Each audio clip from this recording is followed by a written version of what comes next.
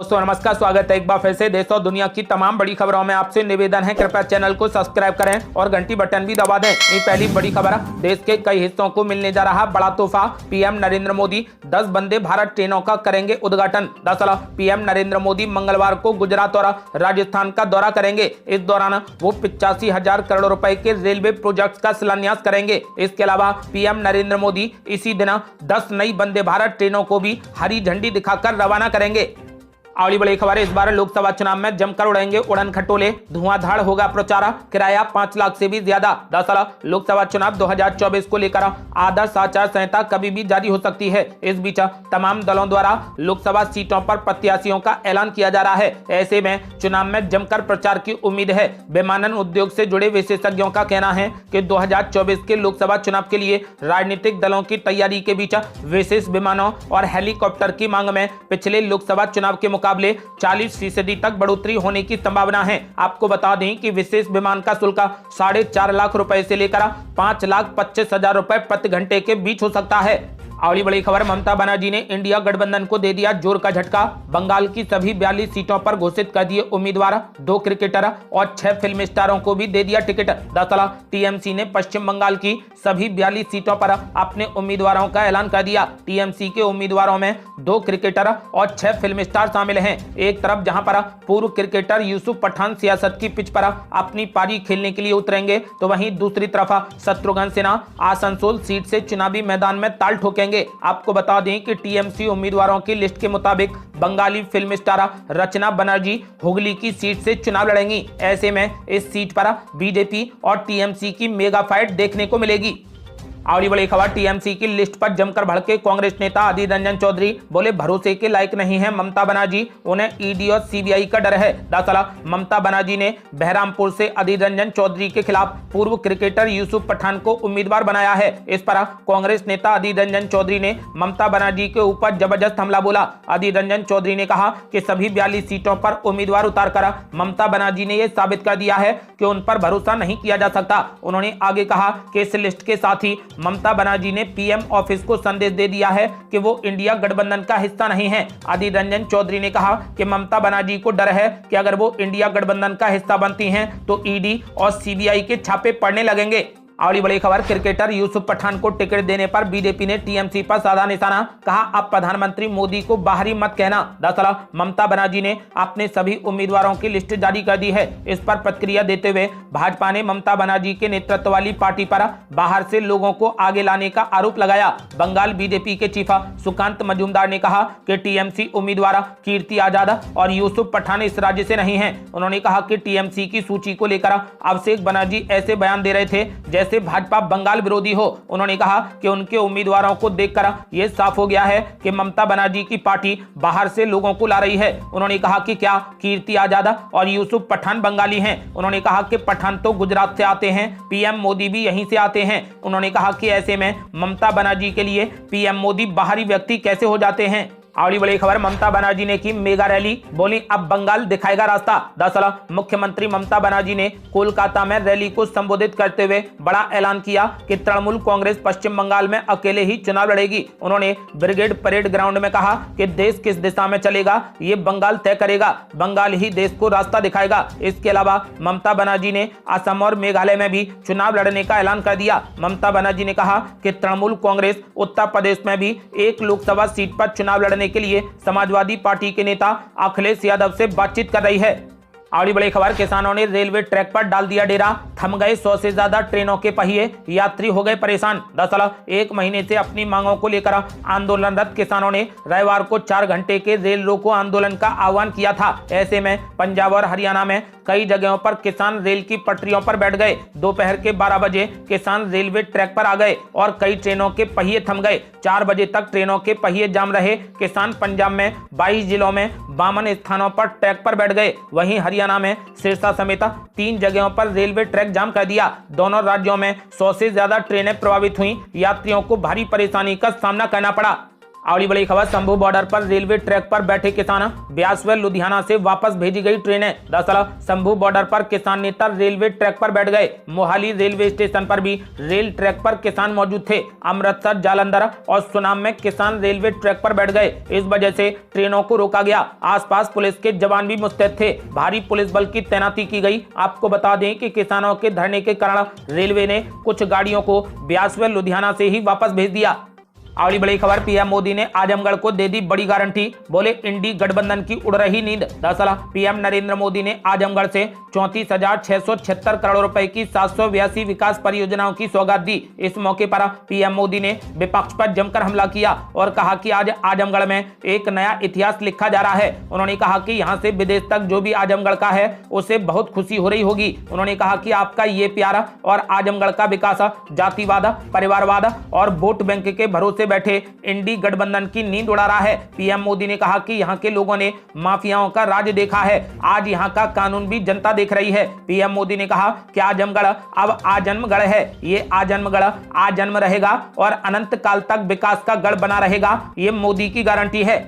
अगली बड़ी खबर, स्वामी प्रसाद मौर्य भी हो सकते हैं इंडिया गठबंधन का हिस्सा, कांग्रेस पार्टी में भी शामिल होने की चर्चा। दरअसल समाजवादी पार्टी से हाल ही में निकलकर राष्ट्रीय शोषित समाज पार्टी बनाने वाले स्वामी प्रसाद मौर्य से लखनऊ में कांग्रेस के प्रदेश प्रभारी अविनाश पांडे ने मुलाकात की। इस दौरान दोनों में लोकसभा चुनाव में इंडिया गठबंधन को लेकर चर्चा हुई। बताया जा रहा है कि स्वामी प्रसाद मौर्य भी इंडिया गठबंधन का हिस्सा हो सकते हैं, लेकिन अभी तक ये बात सामने नहीं आई है कि वो स्वयं चुनाव लड़ेंगे या फिर उनकी पार्टी कोई अन्य उम्मीदवार उतारेगी। एक चर्चा यह भी चल रही है कि वो कांग्रेस पार्टी का भी दामन थाम सकते हैं।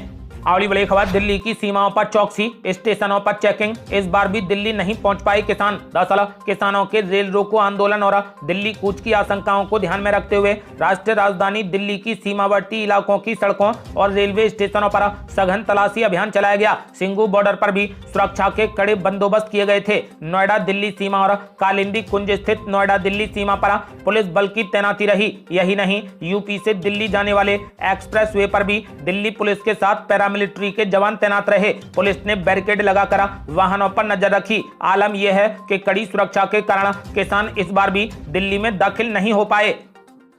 अगली बड़ी खबर, केजरीवाल सरकार ने जारी कर दिया सख्त आदेश, कहा 48 घंटे में दिल्ली के सभी बोरवेल बंद किए जाएं, अफसरों पर भी सख्त एक्शन। दरअसल दिल्ली में एक युवक के बोरवेल में गिरने की घटना के बाद अरविंद केजरीवाल सरकार एक्शन मोड में आ गई है। इसी के साथ दिल्ली सरकार ने अपने एक आदेश में यह भी कहा कि दिल्ली के सभी बोरवेल 48 घंटे के अंदर बंद कर दिए जाएं। दिल्ली जल बोर्ड के सभी अधिकारियों को निर्देश दिया गया है कि जो भी इस बोरवेल की सुरक्षा के लिए जिम्मेदार थे उन सभी पर एक्शन लिया जाएगा। इसी के साथ अरविंद केजरीवाल सरकार ने यह भी आदेश दिया है कि अगले 48 घंटे के अंदर दिल्ली के सभी खुले पड़े बोरवेल को सील कर दिया जाए।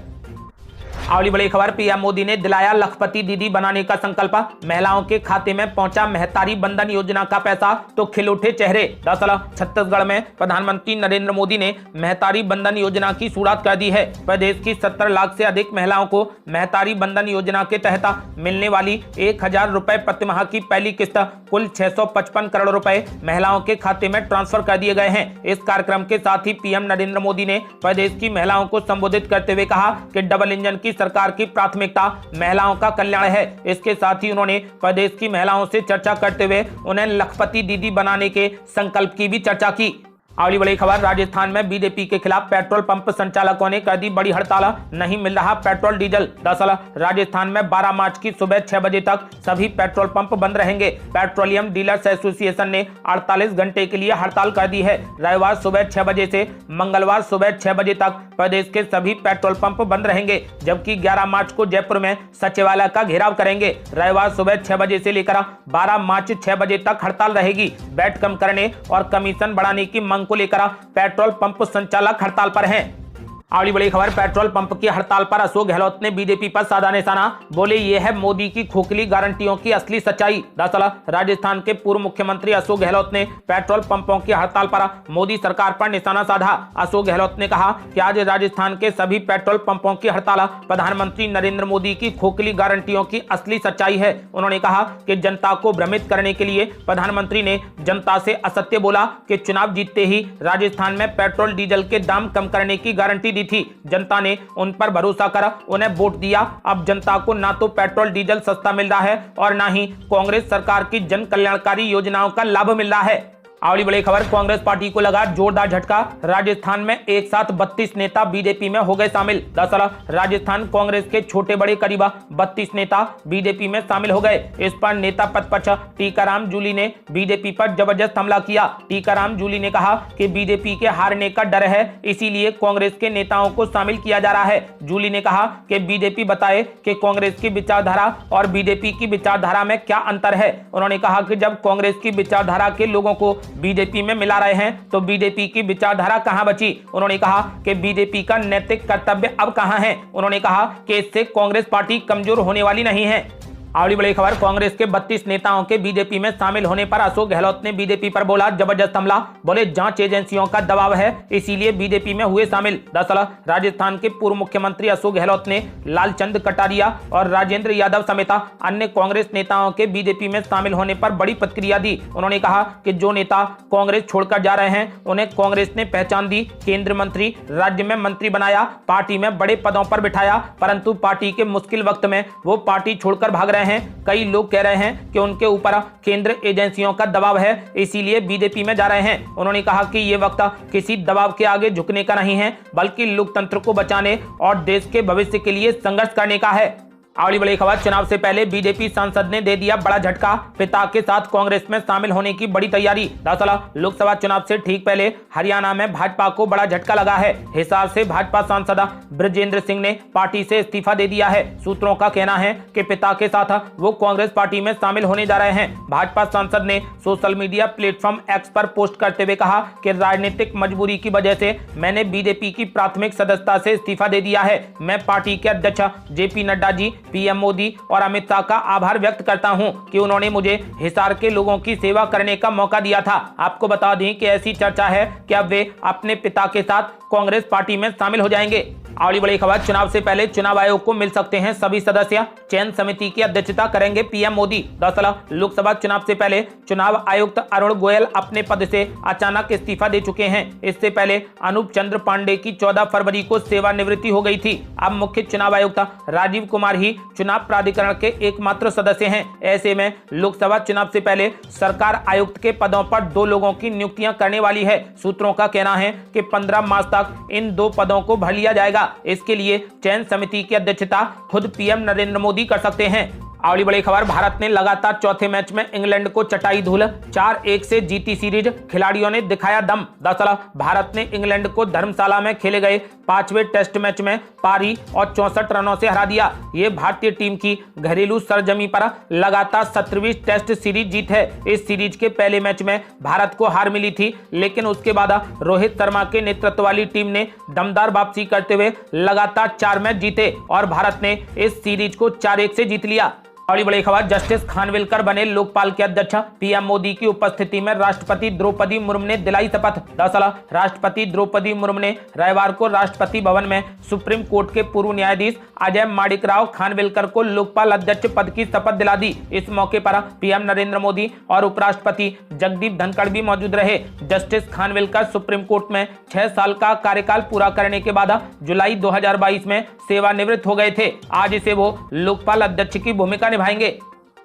अगली बड़ी खबर, टीएमसी कैंडिडेट लिस्ट जारी होने के बाद भी कांग्रेस पार्टी को गठबंधन की आस। मल्लिकार्जुन खड़गे बोले नामांकन पत्र वापस लेने तक खुले हैं दरवाजे। दरअसल लोकसभा चुनाव के लिए पश्चिम बंगाल की सीटों पर टीएमसी के उम्मीदवारों की घोषणा के तुरंत बाद कांग्रेस पार्टी ने कहा कि नामांकन पत्र वापस लेने के समय तक गठबंधन के लिए उसके द्वार खुले हैं। पार्टी ने कहा कि किसी भी समझौते को बातचीत के माध्यम से अंतिम रूप दिया जाना चाहिए, न कि एक तरफा घोषणाओं से। कांग्रेस अध्यक्ष मल्लिकार्जुन खड़गे ने कहा कि हमारे दरवाजे हमेशा खुले हैं और नामांकन वापस लेने की प्रक्रिया से पहले कभी भी गठबंधन हो सकता है।